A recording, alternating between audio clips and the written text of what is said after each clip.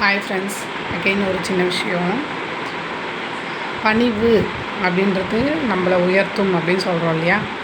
அதுக்கு ஒரு சின்ன எக்ஸாம்பிள் சொல்கிறேன். மகாபாரதம் பார்த்துருப்பீங்க.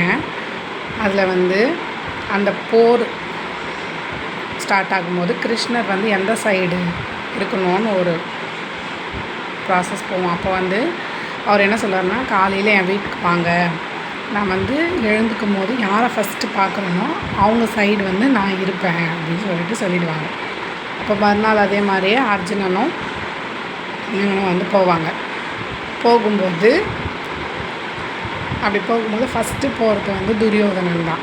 ஆனால் துரியோதனன் இப்போ என்ன பண்ணுவான்னா, கிருஷ்ணரோட தலை இருக்கிற சைடில் சேர் போட்டிருப்பாங்க. அப்போ என்ன பண்ணுவான், ஜம்முன்னு அந்த சேரில் ஏறி உட்காந்துப்பான். அதாவது பெரியவங்க இருக்காங்கன்னா அவங்களுக்கு பணிவாக நம்ம கீழே உட்காரணும் அப்படின்ற ஒரு இது இல்லாமல் சேரில் போட்டு ஜம்முன்னு உட்காந்துப்பான். இப்போ செகண்டாக தான் யார் வருவாங்க, அர்ஜுனர் வருவான். அர்ஜுனர் என்ன பண்ணுவான்னா, கிருஷ்ணர் படுத்துட்டு இருக்கும்போது அவர் காலுக்கு கீழே பக்கத்தில் கீழே இறங்கி உட்காந்து அவர் தூங்குறத பார்த்துட்ருப்பார். ஆனால் அர்ஜுனனுக்கு என்ன மனசில் ஓடும், அச்சோ ஃபஸ்ட்டு துரியோதனன் வந்துட்டானே, அதனால் அவங்க டீமில் தான் கிருஷ்ணர் இருப்பார், நம்ம டீமில் கிருஷ்ணர் இல்லையேன்னு அவங்க மைண்டில் ஓடிட்டே இருக்கும்.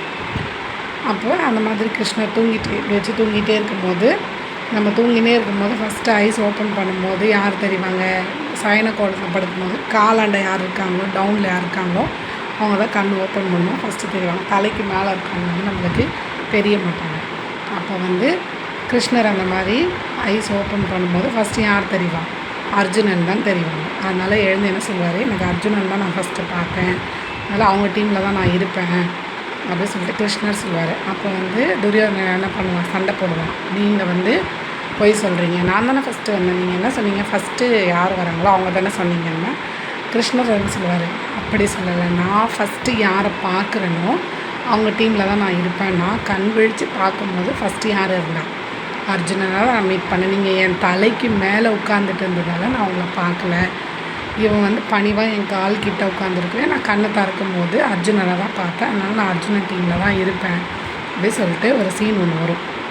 இப்போ இதுலேருந்து நம்ம என்ன கற்றுக்கணும் அப்படின்னா, ஒரு ஸ்டூடெண்ட்ஸாக இருக்கீங்க அப்படின்னா டீச்சர் என்ன சொல்கிறாங்க, எதுக்காக சொல்கிறாங்க அப்படின்னும் போது நீங்கள் அவங்களுக்கு அடங்கி போகணும் அப்படி சொல்லலை. அவங்கக்கிட்ட பணிவாக நீ ஒரு விஷயத்தை கேட்கும்போது உனக்கு ஃபஸ்ட்டு சொல்லிக் கொடுப்பாங்க, நீ 100 முறை கேட்டாலும் சொல்லிக் கொடுப்பாங்க. அப்போ பணிவு அப்படின்றது நீ எவ்வளோக்கு எவ்வளோ பெரியவங்கள மரியாதை கொடுக்குற, அவங்க சொல்கிற வார்த்தையை எவ்வளோ தூரம் மதிக்கிற அப்படின்னும் போது அவங்களும் உனக்காக இறங்கி நீ எது சொன்னாலும் உனக்காக செய்வாங்க. நீ அந்த பணிவே இல்லாமல் ஒரு ஆசிரியரை நடத்துகிற, இல்லை பணிவே இல்லாமல் ஒரு பெரியவங்கக்கிட்ட நடந்துக்கும்போது அவங்க என்ன பண்ணுவாங்க, இன்னும் ரெஸ்பான்ஸ் பண்ண மாட்டாங்க. நீ எது சொன்னாலும் அவங்க செய்ய மாட்டாங்க. 1 முறை 2 முறை சொல்லிக் கொடுப்பாங்க ஒரு டீச்சராக. நீ பணிவாக ரொம்ப கைண்டாக அவங்க கூட இருந்த அப்படின்னா நீ எந்த டவுட் எப்போ கேட்டாலுமே உனக்கு 100 முறைனாலும் கூட எந்த டீச்சருமே சலிக்காமல் சொல்லிக் கொடுப்பாங்க. அதனால் பெரியவங்கக்கிட்ட குருக்கிட்டலாம் ரொம்ப பணிவாக அன்பாக நடந்துக்கும். உனக்கு வேண்டியது தானாக நடக்கும். எங்கேயுமே பணிவு அன்பு தான் நம்மளை என்ன பண்ணும், மேலே தூக்கி விடும். சரியா?